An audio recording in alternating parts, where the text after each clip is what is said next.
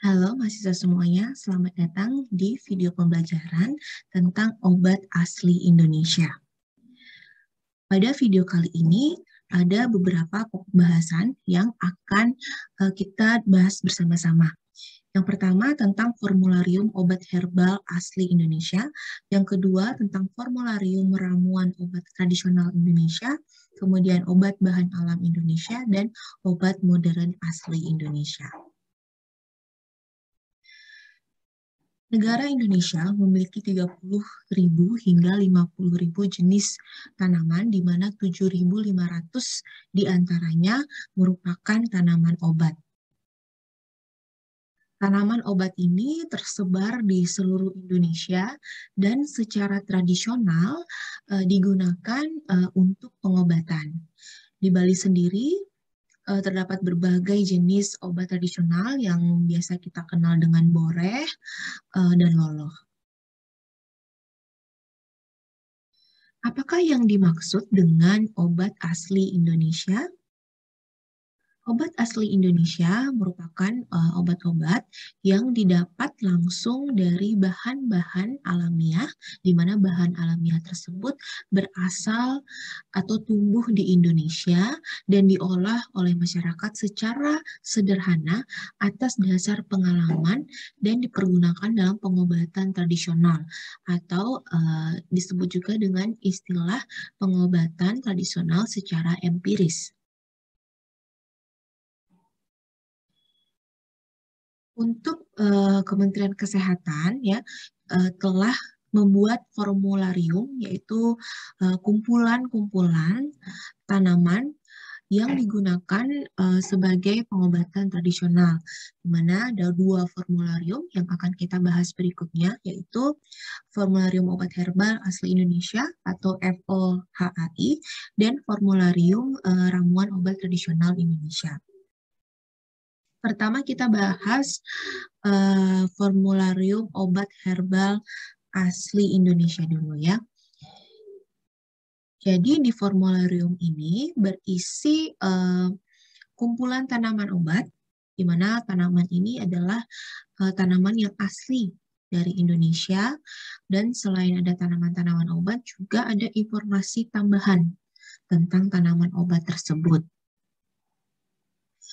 Tanaman obat yang dipilih yang berada di formularium ini adalah tanaman-tanaman yang sudah terbukti aman, berkhasiat, dan bermutu. Serta informasi tentang efek farmakologis dan penggunaannya sudah di dalam bentuk sediaan atau formulasi modern. Sediaan yang dimaksud di sini adalah sediaan untuk obat tradisional. Kemudian kita akan bahas apakah yang dimaksud dengan aman, berkhasiat, dan bermutu. Yang dimaksud dengan aman ini adalah tanaman-tanaman yang memiliki data toksisitas akut. Apakah yang dimaksud dengan toksisitas akut ya? Ini maksudnya kita punya data tentang LD50 ya. Apa itu LD50? Jadi LD50 itu adalah singkatan dari lethal dose 50, yaitu dosis suatu obat atau bahan obat yang menyebabkan kematian 50% dari populasi hewan uji. Jadi misalnya dari pengujian toksisitas akut itu dipakai misalnya sampel 50 mencit. Nah, kematian 50 pada dosis, misalnya dosis ekstrak dari daun jati Belanda dipakai pada dosis 10 mg, 20 mg, atau 50 mg ya. Kemudian pada dosis 50 mg dari 50 hewan uji atau mencit itu ternyata yang mati adalah 50% atau 25 ekor. Sehingga dosis 50 mg itu bisa dikatakan sebagai LD50-nya. Kemudian apa yang dimaksud dengan berkhasiat ya?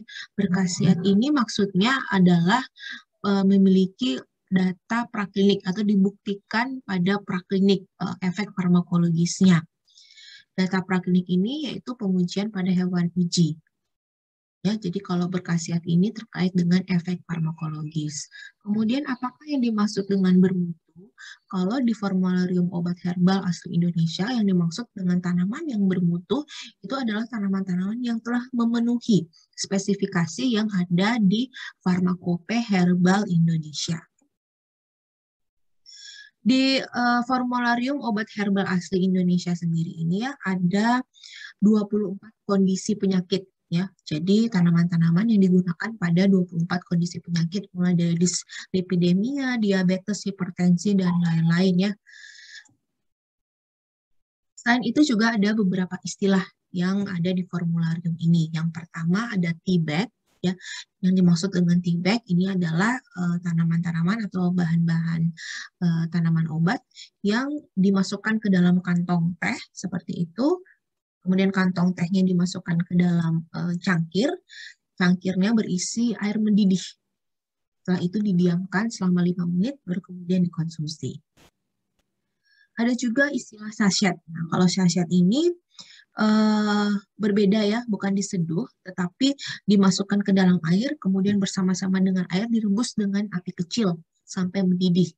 Kemudian dibiarkan sampai jumlah air menjadi setengahnya, misalnya dari 2 gelas menjadi 1 gelas, ya, baru kemudian diangkat. Begitu bedanya ya, kalau misalnya T-bag diseduh, kalau yang sachet ini direbus bersama-sama dengan air. Nah, perebusan sendiri itu ada persyaratannya ya. Jadi sebaiknya menggunakan panci yang terbuat dari bahan keramik, stainless steel, emal atau kaca.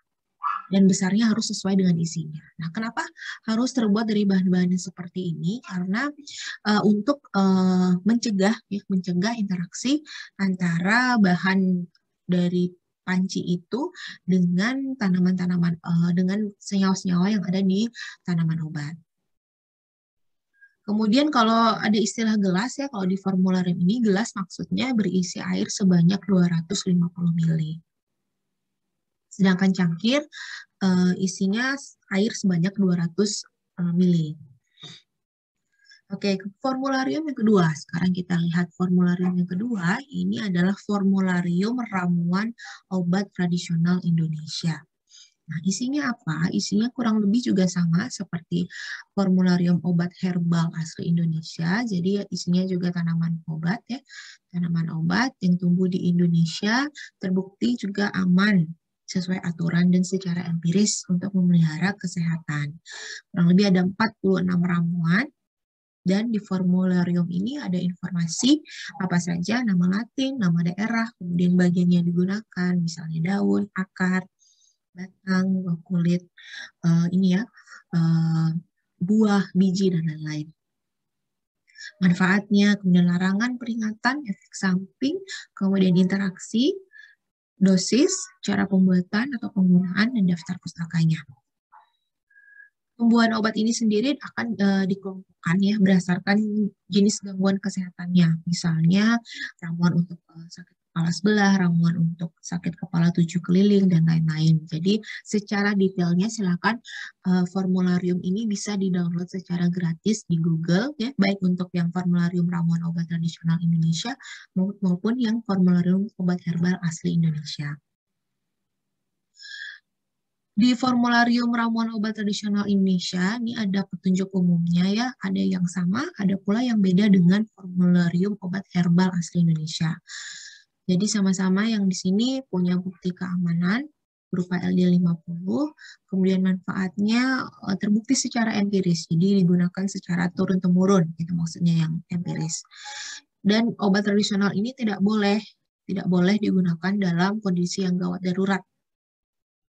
Tidak boleh juga digunakan sebagai obat mata, intravaginal dan parenteral ya, untuk injeksi itu tidak boleh.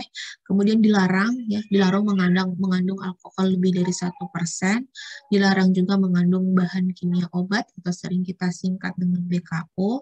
Kemudian sediaannya berbentuk simplesia tunggal, maksudnya simplesia tunggal itu tidak berisi campuran bahan-bahan yang lain. Jadi kalau misalnya isinya rimpang kunyit, ya rimpang kunyit saja gitu. Tidak ditambahkan dengan misalnya rimpang jahe atau serai ya. Hanya tunggal, isinya hanya satu jenis tanaman obat. Dan yang perlu digarisbawahi juga, apabila ada keluhan selama penggunaan obat tradisional ini, masyarakat harus menghentikan konsumsinya serta berkonsultasi ke tenaga kesehatan, terutamanya yang memiliki pengetahuan tentang pengobatan tradisional. Dan kalau digunakan bersamaan dengan obat konvensional atau obat modern, harus meminta persetujuan dari dokter.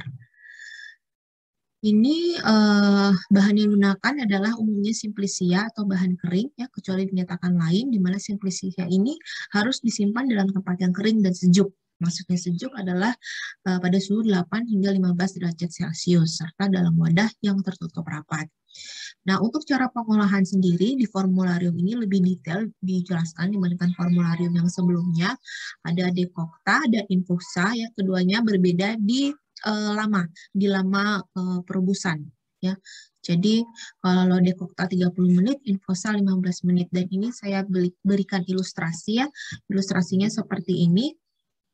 Jadi kalau misalnya ada panci khusus, ya, untuk dekokta atau infusa, atau kalau tidak ada, intinya dia tidak langsung kena api. Jadi ini ada panci dulu di bawah ini yang kena api, dia akan mendidih, di atasnya baru kemudian ada air dan bahan simplicia di sini, ya.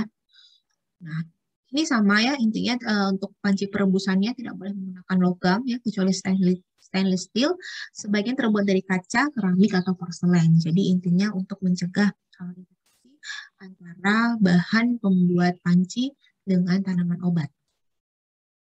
Kemudian cara penyajian atau pengolahan yang berikutnya selain infusa dan dekokta, untuk obat tradisional ini ada juga seduhan. Jadi seduhan ini menggunakan air mendidih yang dituang ke dalam simplicia, ditutup dan didiamkan 5-10 menit, setelah itu dapat dikonsumsi. Nah, kemudian untuk penyaringan sendiri juga ada persyaratan, yang boleh digunakan adalah saringan-saringan yang terbuat dari bahan plastik, nilon, stainless steel, atau kasa. Selain itu di formularium ini juga ada satuan takar, ya, untuk bahan-bahan yang digunakan. Nah, ini lebih detail daripada formularium yang sebelumnya. Jadi satu genggam, yang maksudnya satu genggam itu seperti apa? Maksudnya 80 gram bahan segar, ya, bahan segar, ya, bukan simplicia. Kalau simplicia itu bahan kering. Nah, apa yang simplicia? Simplicia itu adalah bahan kering yang kurang lebih dia banyaknya 40-60% dari bahan segar. Kemudian satu ibu jari itu sekitar 8 cm atau dari 10 gram bahan segar. Kemudian kalau satu cangkir, ya, satu cangkir di sini dia 100 ml, satu gelas itu sering juga disebut dengan satu gelas belimbing 200 ml, kemudian satu sendok makan 15 ml dan satu sendok teh 5 ml, ya. Jadi nanti kalau di formula masih menggunakan istilah-istilah tradisional, misalnya genggam, ibu jari, ya. Di sini sudah ada keterangan lebih detail. Maksudnya satu genggam itu seperti apa? Maksudnya satu cangkir itu seperti apa? Nah, selanjutnya kita akan berbicara tentang obat asli Indonesia, ya. Apa itu? Jadi secara tradisional masyarakat menggunakan tanaman-tanaman obat ini dengan pengolahan yang sederhana. Nah, dengan berkembangnya ilmu pengetahuan, khususnya di bidang farmasi, jadi tanaman obat dan ramuan tradisional asli Indonesia itu ternyata bisa diolah di pabrik, di industri obat tradisional, dan dikemas dalam bentuk sediaan farmasi. Ya. Sediaan farmasi untuk obat tradisional, seperti ini contohnya, ya. Jadi jahe yang kita seduh di rumah oleh industri obat tradisional dikemas misalnya dalam bentuk serbuk instan, sehingga lebih mudah digunakan. Ini juga, ya, kujang kunyit asam yang biasanya diolah di rumah sudah dalam bentuk sachet seperti ini, bisa tinggal dengan mudah atau lebih praktis dikonsumsi oleh masyarakat.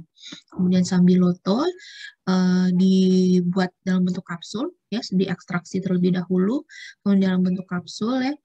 Kemudian ini adalah meniran, sirup stimuno, ya, manggis, mastin. Jadi obat-obatan ini, ya, yang diproduksi oleh industri obat tradisional itu disebut dengan obat bahan alam Indonesia. Ada 3 jenisnya yang akan kita bahas. Yang pertama adalah jamu, kemudian obat herbal terstandar, dan fitofarmaka. Jadi ada 3 ya. Yang pertama jamu dulu ya. Jamu logonya seperti ini. Kemudian OHT dan ini adalah fitofarmaka. Jadi ketiganya memiliki label atau logo yang berbeda-beda dan label atau logo ini terdapat di kemasan. Kemasan dari sediaan atau obat tersebut ya. Nah, apa perbedaannya? Nah, perbedaan dari ketiga jenis obat bahan alam Indonesia ini dapat dibaca di peraturan Badan POM. Kurang lebih kita bisa simpulkan ya. Yang pertama jamu itu digunakan secara empiris atau turun-temurun, kemudian kodenya sendiri POM TR. Jadi ada kode dari Badan POM untuk izin edar ya. Kemudian kalau OHT atau obat herbal terstandar, dia setelah melalui pengujian atau telah lolos pengujian praklinik. Maksudnya praklinik adalah uji untuk toksisitas dan farmakodinamik. Kemudian bahan bakunya sudah terstandardisasi. Untuk kode izin edarnya sendiri adalah POM-HT. Kemudian fitofarmaka telah lulus uji praklinik dan klinik. Jadi kalau praklinik pengujian di hewan, klinik adalah pengujian di manusia. Kemudian yang terstandardisasi itu bukan hanya bahan baku, tapi juga produk jadinya. Jadi sediaan akhirnya juga sudah terstandardisasi. Dan untuk kodenya adalah, kode izin edarnya adalah POM-FF. Ini adalah contoh produk jamu yang harus diperhatikan di sini ya, ada logo di bagian atas, sudut atas kiri ini yang menandakan ini adalah produk jamu. Kemudian berikut ini adalah contoh produk obat herbal terstandar. Ini ada logonya juga, pojok kiri atas. Yang berikut ini adalah contoh dari produk fitofarmaka. Selanjutnya ada istilah ya, obat modern asli Indonesia. Istilah ini sendiri baru dicanangkan oleh Badan POM, di mana obat modern asli Indonesia ini atau OMAI, disingkat dengan OMAI, ini yang termasuk di dalamnya itu adalah obat herbal terstandar dan fitofarmaka. Jadi jamu tidak termasuk. Di masa pandemi sendiri ya, jadi ada beberapa OHT dan fitofarmaka yang dapat digunakan selama pandemi COVID-19 ini. Berdasarkan informatorium dari obat modern asli Indonesia, beberapa produk OHT yang dapat digunakan selama masa pandemi itu adalah obat-obatan yang memiliki khasiat yang pertama memelihara daya tahan tubuh, memelihara kesehatan badan, kemudian meredakan gejala masuk angin, meriang, mual, perut kembung, dan lain-lain. Kemudian membantu meredakan batuk dan melegakan tenggorokan, serta membantu meringankan gejala pilek yang disertai dengan sakit tenggorokan. Contohnya seperti yang tertera pada layar. Selanjutnya, produk fitofarmaka yang dapat digunakan pada masa pandemi adalah yang memiliki khasiat untuk memperbaiki sistem imun atau imunomodulator. Contohnya Nudivans, kemudian Stimuno Forte. Sekian video pembelajaran kali ini. Terima kasih atas perhatiannya. Sampai jumpa di video pembelajaran lainnya.